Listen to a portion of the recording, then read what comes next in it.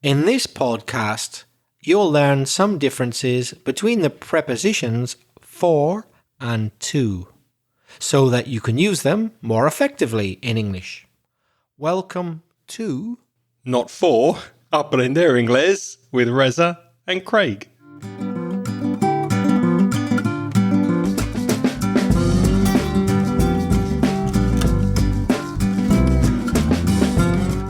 Hi, I'm Reza. And my name's Craig. And with more than 50 years of teaching between us, we'll help you improve your English and take it to the next level. Up to the next level. If you're a new listener to the podcast, you're very, very welcome. And if you've come back to join us again this week, thank you very much. How are you, Reza? I'm doing very well, thank you. Even better than half an hour ago because I've just had an absolutely delicious biscuit which Craig's wife has made from pumpkin with a cup of coffee. A pumpkin biscuit. Wow, it was delicious. They were nice. Pumpkin chocolate as well, so I enjoyed them very, very much. You're approaching the end of the year, my friend. How do you feel about closing 2024? Any plans for Christmas? Any thoughts about the end of the year? We were thinking of maybe going away somewhere. We haven't decided yet. We're thinking of maybe either the Canary Islands, possibly Portugal. Not too far away, but somewhere would be nice. Sounds lovely. What about you? I'll be here for Christmas. Not sure, maybe in the new year in January we might go somewhere, but we'll see. At the moment I'm focused on work and the classes, so it's still a few weeks away, but we're getting close to the end of the year. You know what? If we go to Portugal, we might go via Badajoz, because it's always a nice place to visit, isn't it? Well, I'm sure we have some listeners there who would be delighted to have a coffee with you if you do travel in that area. So, let us know. What's first this week? It's a message from Badajoz. It's Mamen.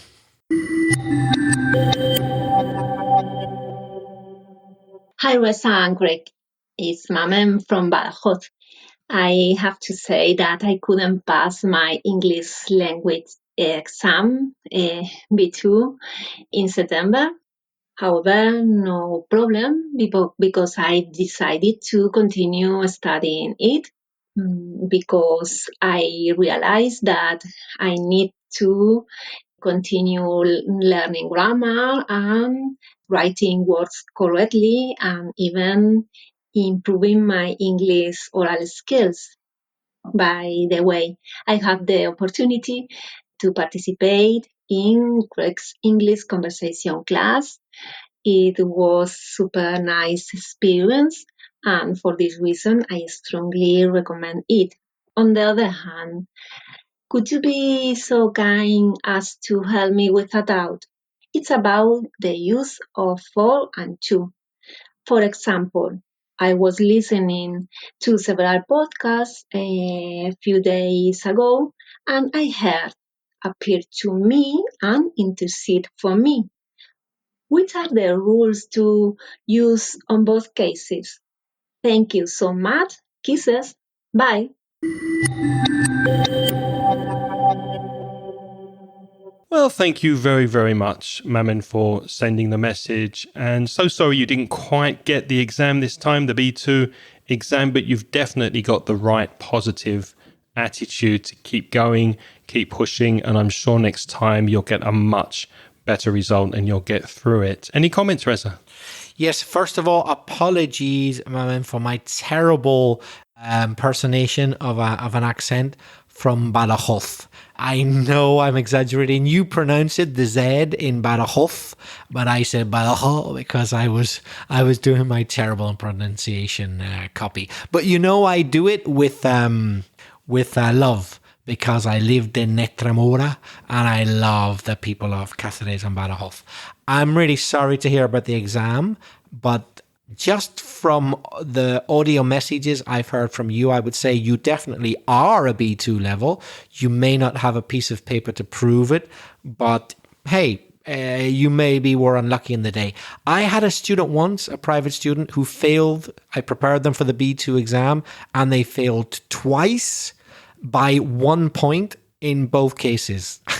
what can I say? One more point on 2 occasions, yeah, and they would have passed. These things can happen. It's not the end of the world. You do have a B2 level. And I have noticed since the very first message you sent us a while ago now, Mamin, you really have improved your spoken English. You're a lot more fluent, a lot more effective as a speaker. So I've definitely noticed an improvement in your fluency. And thank you very much for your kind recommendation of my conversation courses. It was lovely to have you in the group. I think you'll agree it was a lovely group of people. So thank you very much for saying that. New conversation courses are starting all the time, although I will be taking a break probably in January for the first 2 weeks. But if you're interested, send me an email, craig@inglespodcast.com, and I'll send you more information about the conversation course that Mamin participated in. And I just want to point out one really good phrase that you used, Mamin. You said, would you be so kind as to? Yeah, that's lovely. Very good and very typical of a native speaker. Well done. That was a really good use of that phrase. Mamin used 2 example sentences in which we have the prepositions to and for. She said, it appears to me, which means it seems to me. You can use it for saying, in my opinion, as I see it, it appears to me. And the second phrase she said was, can you intercede for me? Meaning, can you step in or intervene? Imagine 2 people are arguing and you intercede, then you put yourself in the middle. So those are the 2 examples Mamin gave. But today we're going to talk more generally about how to use these 2 prepositions, for and to, because they can be quite confusing. We've spoken about prepositions before, haven't we, Reza? Yes, in quite a few episodes. For example, in episode 535, we spoke about the prepositions in, into, inside, and within. So to find an episode, you simply type in inglespodcast.com/ and then the number of the episode. So this one would be /535. Also, in episode 325, we spoke about in, on, and at. In 139, we spoke about out, up, of, and off.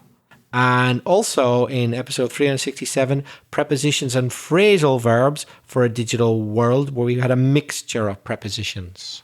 So all of those podcast links will be in the show notes for this episode, inglespodcast.com/544.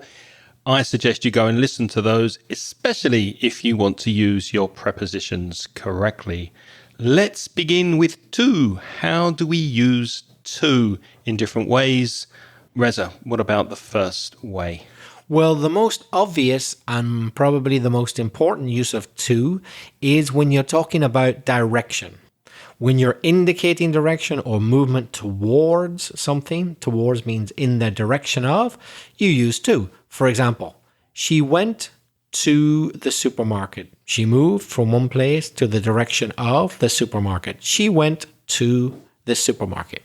Can you direct me to the nearest police station, for example? Do you still send Christmas cards? And if you do, who do you send them to? I do send Christmas cards. So apart from yourself, I would say to about a total of about 25 people, maybe 20, 25, 30 people. I think that's pretty average for most English speakers. Would you agree? Yeah, I've got about 20 or so people on my Christmas list. So those are the people I send cards to. What about Mamin's example? It seems to me, or it appears to me. Do you think that's used there as direction? It's a very common use of to, but I wouldn't call it direction or movement. I would call it an impression. If someone has an impression, it appears to them, it seems to them, it looks to them, it maybe even smells to them. Could be any one of the senses. Smells to me like curry. I'm not quite sure what it is, but it smells to me. So when you have an impression of something, you can also use to. Yeah, that's a good point. When we receive something, we also use the preposition to. For example, he gave the money to her, or Reza gave the podcast notes to me.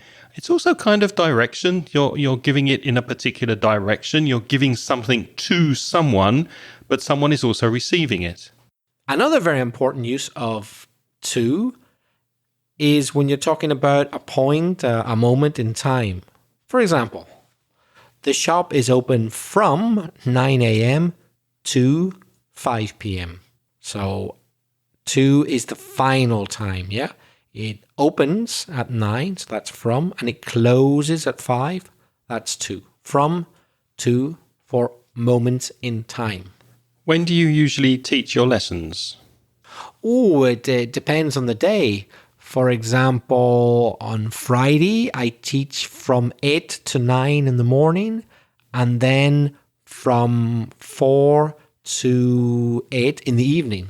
So on Monday, I teach whenever I want because they're private classes and they can be rearranged. What about you?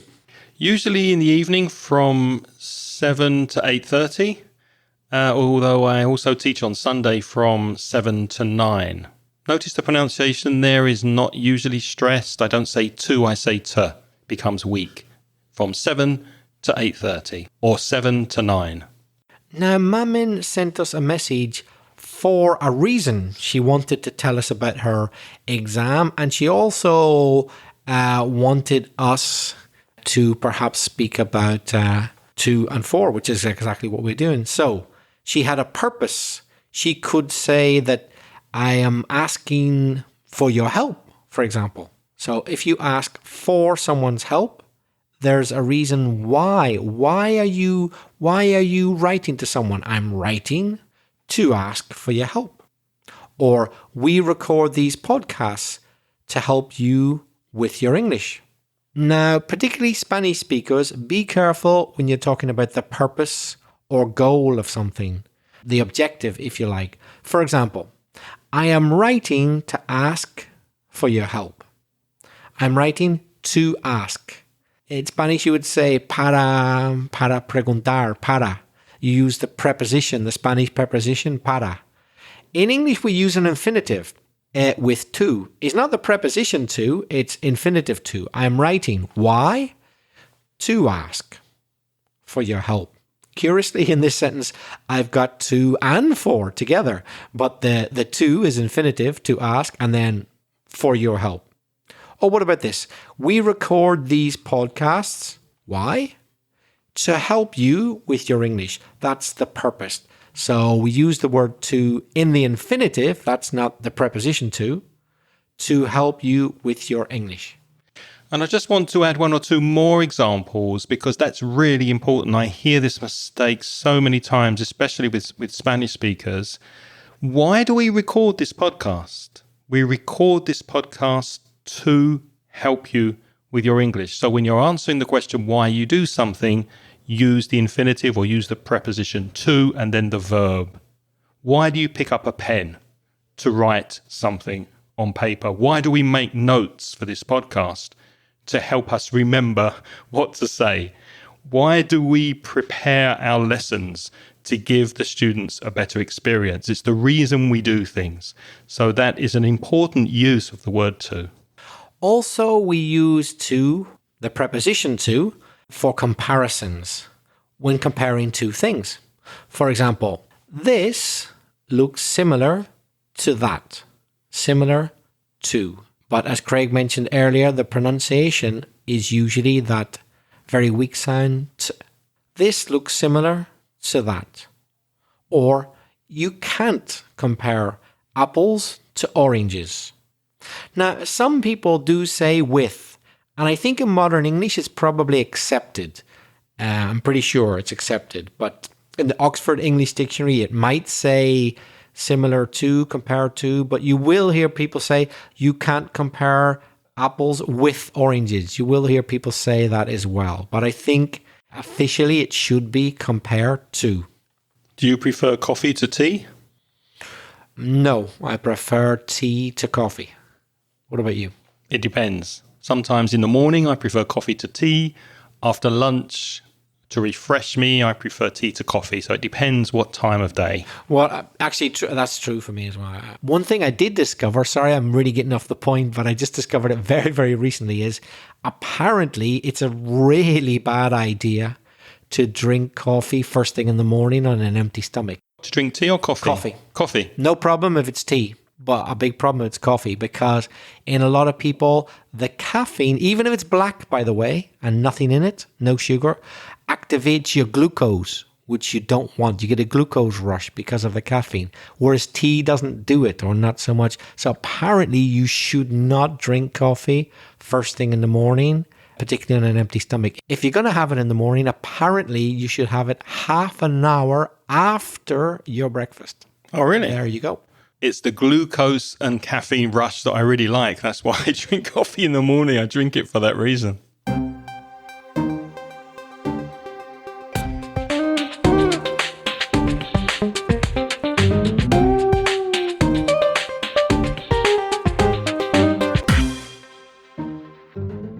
One other use of to is after adjectives. It's important to be honest. For example, important is an adjective, and after adjectives use the infinitive, which of course is with to be honest. I'm trying to think of another example.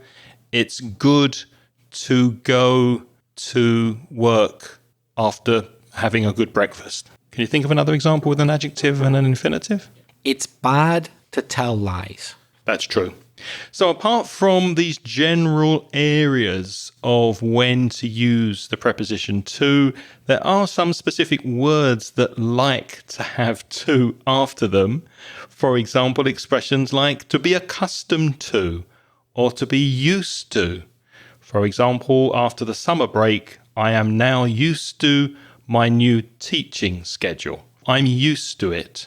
Craig, as we know, has come clean and admitted that he has a problem. He's addicted to chocolate. We hope some of you are addicts, but we hope that you're addicted to Aprender Inglés with Reza and Craig. So addicted to is another common collocation. Very famous song by Robert Palmer, Addicted to Love. Do you remember that? You Yes. might as well face it, you're addicted to love. Allergic to is another common use of the word to. Allergic to have an allergy. For example, my wife is allergic to peppers.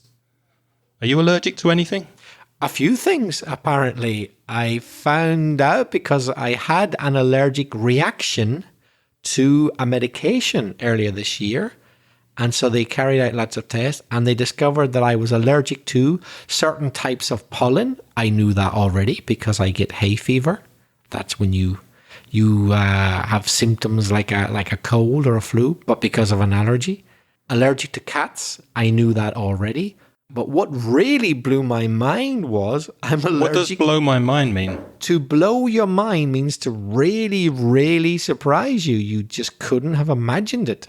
It blew my mind to discover that scientifically it has been proven I'm allergic to dogs. Really? Yep, But you had a dog. I did. I've had a couple of dogs and I love dogs, but I am allergic to them. Interesting. But that doesn't mean necessarily you're going to have symptoms, but I am allergic to them. Here's a weird thing, and I don't know why they did it. I'm allergic to anisakis, apparently. Annie who? Yeah, her. Anisakis, you know her? No, I never met her. Who is she? Anisakis is a Japanese word which has got into English and Spanish. It refers to a parasite that you can get in fish. Oh, okay.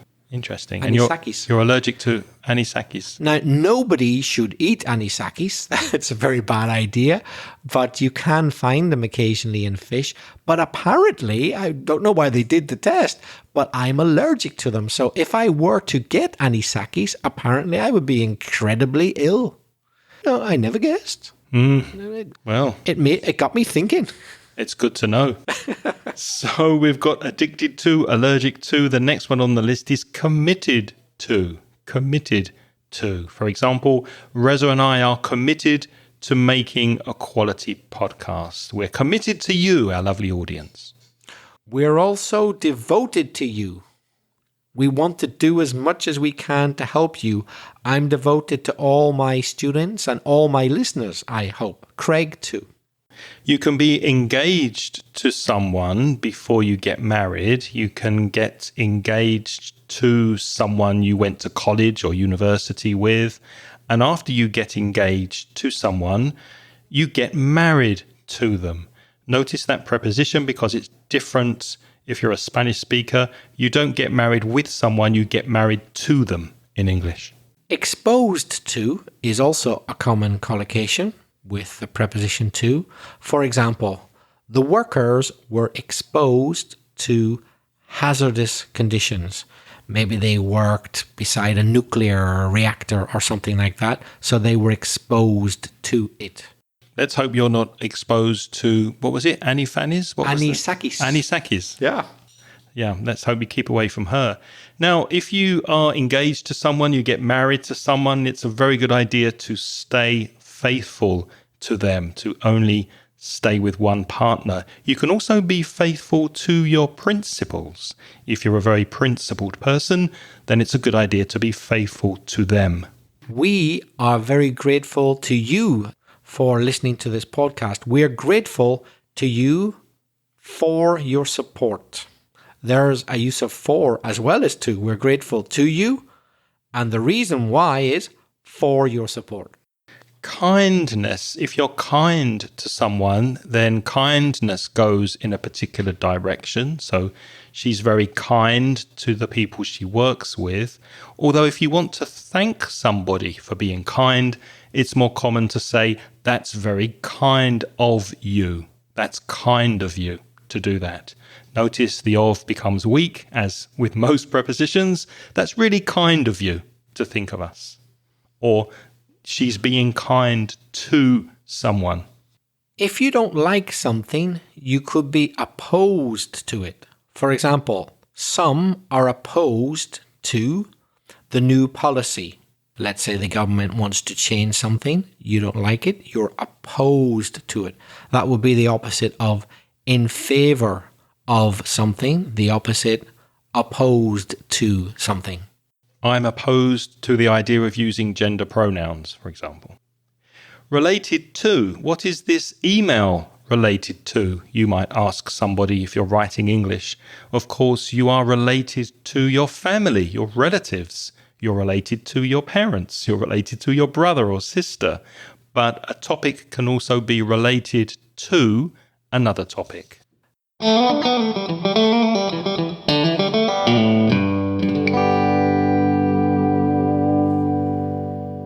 There were some uses of the dependent preposition to, going with some words. Let's talk about for now. For example, there's one. If we want to talk about benefits or advantages, I could say, this gift is for you. In other words, it's for your advantage. It's for your benefit. It's for you. And as Craig mentioned earlier, you've got to be careful about the pronunciation if you want to sound like a native speaker. We don't tend to say for, we tend to say for. This gift is for you. And as we're recording this, my lovely wife is cooking lunch for us. So she's doing it for us. She's cooking lunch for us so that we can have some food after this podcast. We can also use for when we speak about the duration of time. For example, we've known each other for 10 years. Again, that preposition becomes weak, not for, but for 10 years. How long have we known each other, Reza? We've known each other... I got it. I got the exact time. We've known each other for 26 years. Well, for 26 years. Yeah, since 1998. And it doesn't seem a day too long. No. And I hope they may be at least 26 more. When we're explaining the reason or the cause of an action, we can use the preposition for. For example, thank you very much for your help. Or he did it for the sake of humanity, for example. Also, when you describe the function or purpose of something. For example, a knife is used for cutting. And a dictionary is used for discovering the meaning of words, the pronunciation of words, the word group. So a dictionary is used for many things. Substitution is another use of for, when somebody does something on behalf of, in the name of another person, or instead, in place of them. For example, Mammon said, "Can you intercede for me? Can you do it on my behalf? Can you intercede for me?" Or imagine someone's having trouble filling out a form.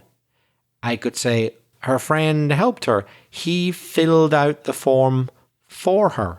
She couldn't do it herself, so he filled out the form for her. So let's look at some common words, as we did with the preposition to, that take the dependent preposition for. So here are some words that commonly go together with for. For example, you can be accountable for something. She's accountable for her team's performance, you could say. It's important to be accountable for your actions. You could also say responsible. Be responsible for your actions. Ask for is very important to remember. He asked for help with the project. If you're a Spanish speaker, you don't have any preposition. You just say, pedí ayuda. You don't have any prepositions. So sometimes in English we have a preposition, but in Spanish or another language there's no preposition. And sometimes vice versa. And sometimes you have a preposition and we don't. So in English you ask for something. And while you were saying that, Reza, that reminded me of another verb that's also true that in Spanish doesn't have a preposition, and that's pay for something. If you go to a shop, you pay for the food, or you pay for the thing you're buying. So to pay for, just think of those two words as going together. Care for is another one. You could say, I don't care much for celery. If you don't care much for something, that means you don't like it. Another use of care for is to look after. I care for my elderly mother. She can't look after herself, so I care for her. Again, there in Spanish, it's another one without a preposition. La cuido. No preposition in Spanish, but in English, I care for her. You can forgive someone for doing something. Can you forgive me for my mistake? Can you forgive me for my rudeness or my insult? Can you forgive me for that? I always forgive Reza for being late, for example. Notice there after for, if you do use a verb, make sure it's in the gerund form, the ing form, and that's true for every preposition. So I said, I forgive him for being late, being ing. You can also be grateful for something. In other words, when you appreciate it, when you want to say thank you, you could say, I'm grateful for your assistance. You can hope for something that's going to be in the future, maybe a positive outcome for something. We're hoping for a better future. We're hoping for peace in the new year. When you're getting ready for something, you could also say to prepare for something. She's getting ready for the presentation, or she's preparing for the presentation. Are you preparing for anything at the moment? No, I suppose later today I will prepare for my class, which I have early tomorrow morning. Another example, to search for something. That's a common collocation. Or to look for something. I'm searching for the missing files or the missing papers, or I'm looking for a good hotel to stay in on my vacation or my holiday. Craig, these days many people search for or look for love online, on internet. Do you think they got much chance of finding it? I think if I didn't have a partner, I think that's what I'd do. I think I would search for a partner online, because these days with the algorithms and the technology, it would probably be much easier to find somebody who's compatible rather than going to a bar and sitting there and hoping the right woman or man walks in the door. What do you think? You're probably right. There's more chance. Yeah. I just get a bit worried though about when I see some young people, they seem bothered or they find it weird if a real life person approaches them and asks them something. It's like, what? Like, say, hello, have you got the time? Or I'm looking for the bus station. They're probably thinking, well, you could have looked for this on an app, couldn't you? I get a bit worried if people think, no, you can actually do things face to face as well. It can be done. It can be done. You can look for love face to face in a bar, at a gig, at the theater. Who knows? Yeah, that's true. Another one we've got on the list, by the way, to see the list of these words and prepositions, go to the show notes at inglespodcast.com/544. Everything there is written for you. The next one, famous for. An example, this restaurant is famous for its desserts. Reza is famous for his podcasting. Craig Moore, I would say. And Valencia, of course, is famous for its rice dishes. I could even say it's known for. It's something similar to be famous for. Well, to be known for. I guess famous is more extreme, but the idea is the same. For example, she's known for her innovative ideas, or Craig is known for his podcasting skills. Earlier, talking about accountable for, I mentioned responsible for. For example, Reza's responsible for his students. You can also be responsible to someone. Reza has students under his care, so he's responsible for his classes, he's responsible for his students, but he's responsible to his boss.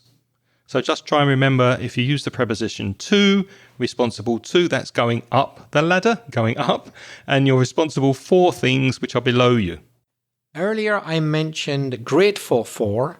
A similar expression also with for would be thankful for. For example, he's thankful for his supportive friends. You could say he's grateful for. So thankful is similar to grateful for.